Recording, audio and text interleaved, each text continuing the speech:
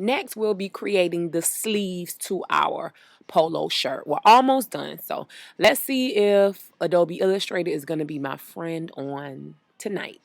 Okay, so what we need to do is click on the shirt. We'll take the white arrow, which is the direct selection, and you're going to click right here on the sleeve. Then you're going to hit Command C to copy, Command B to paste them back. Once you do that, I'm going to zoom in. You'll zoom in a little bit so you can see what's going on. So once you do that, you're going to right click and hit join. So join gives us the line that we need to create our sleeve. So after that, we're going to go over to the add anchor point tool. We're going to add an anchor point right here. We'll add an anchor point right here in the sleeve. And then we're going to go back to the direct selection tool. And we're going to click and drag our sleeve out so that it fits on the body. So, you know, our body is a little bit different. Our flat person is a little bit different. So I definitely have to make adjustments when I'm pulling out the sleeve. And you do the same thing. You make adjustments to your liking. So I'm going to drag this down just a little bit. Maybe I need to drag it down a little bit more. And I'm going to zoom out just so we can see what's going on. So we'll see that it's actually smaller than the body, which it really doesn't matter because it's a flat sketch, but we can always add a slight curve to make it fit as best as we can. Because even if we go to the layers, we can click the layers panel, hide that first panel, and it looks okay, it looks fine. But we can always adjust it so that it fits a little bit to the curve of the arm. So we'll go back over to the anchor point tool. Like I said, I'm shaping this to my liking. You can do the same on your own. I'll pull this out just a little bit.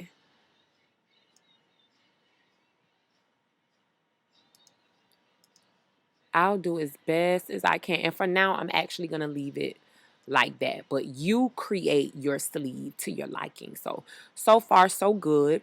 What I want to do is create the trim because we know with polo shirts, there's always like a rib knit trim at the bottom.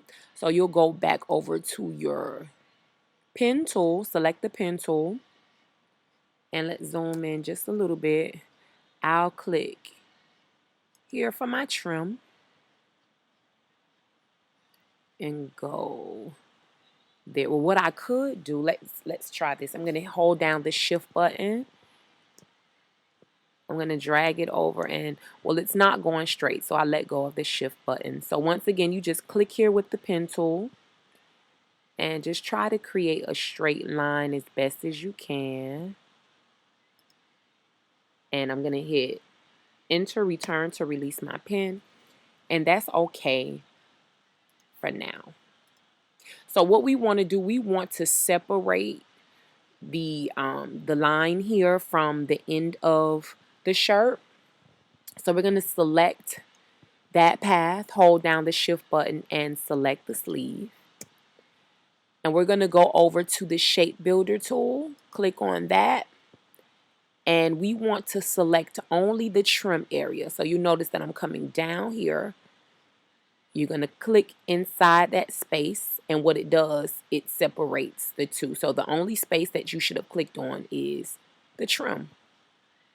So I'll go back to my direct selection tool, and that's fine. So what we want to do now, we want to group the sleeve together. So we'll select all of the sleeve. We'll go up to object, group, and it should be grouped together. So now I'm just going to click on it and move it over to the right just to make sure. Perfect. So I'll go back to undo move so that it selects perfect. So since that's selected, what I want to do is reflect it, copy it to the opposite side of the flat. So I'll hit O, hover over my center. God, let me zoom in. So I'm going to hover over the guide, hold down the option Alt, click on my guide, make sure that vertical axis is selected, hit copy. Let's zoom out, and perfect. So the sleeve was reflected directly to the other side. And now we can release that and let it go. So I'm going to zoom out just a little bit. So what we need to do now is create the hem. And of course there needs to be stitches as well as the stitches here on this side of like a little slit on the side, but we need stitches for the slit on the side. So you're going to go to the direct selection. You'll click right here, Command C, Command F to paste in front, and then you're going to use the up arrow key just to nudge that line up just a little bit. And we can always zoom to see if that space is to our liking. So I think that's fine. I'm going to zoom back out.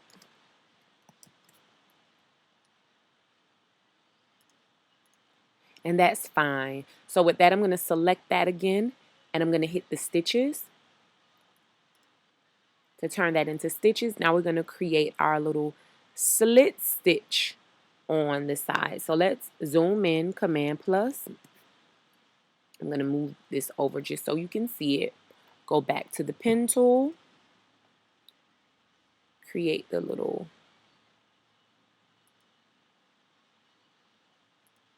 I actually don't like how that looks. So I'm going to delete that. So I'm going to try it again.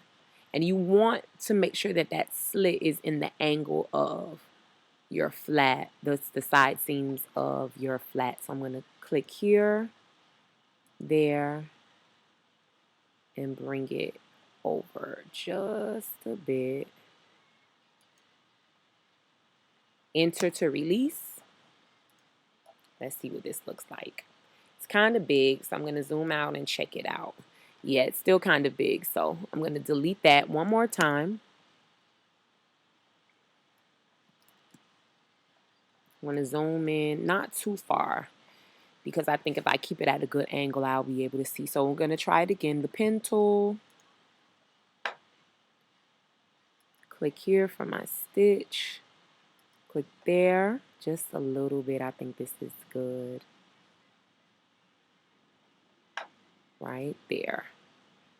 I'll hit return, enter to release it. Click on my selection tool. And I think that's fine for now because it's at the angle of how the front of the shirt lays. So let's select this and we're going to hit O for option. Hover over our guide. Let's zoom in so we can hover directly over the guide. I might have to zoom up because it looks like the guide doesn't want to be my friend. So I'm going to hit Alt Option, click on the guide, vertical axis, copy, and I'm going to zoom out. Perfect. And now we see that it's reflected perfectly to the opposite side. So Command minus to zoom out, and then I'll just move over a bit so you can see the front. I'll zoom out. And I'm going to go back to my layers. Click the eyeball next to layer. Now you can actually see what the flat looks like. One thing that I didn't do, I don't know if I can't remember if I gave you this demo, but you'll notice that I have a collar.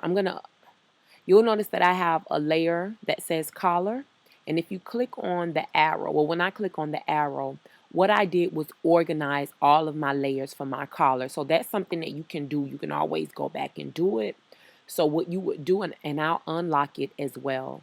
So for the front of my collar, I created, once I grouped the two sides of the collar together, I grouped them and then I named them front collar. Once I grouped all of the buttons with the placket, I grouped that together, named that placket, and then for the back collar, the back side, which is this side, I named it back collar, and they're all one. So I locked those together to create one layer. So before I created the front of the front bodice, I created, and I'm going to close this out because I know my computer, I have 6% left. So I created layer 3, and I used layer 3 to create the bodice and the sleeves. So that's something that you can do moving forward just to organize. But so far, this is the front side of the polo. After that, we'll create the back side.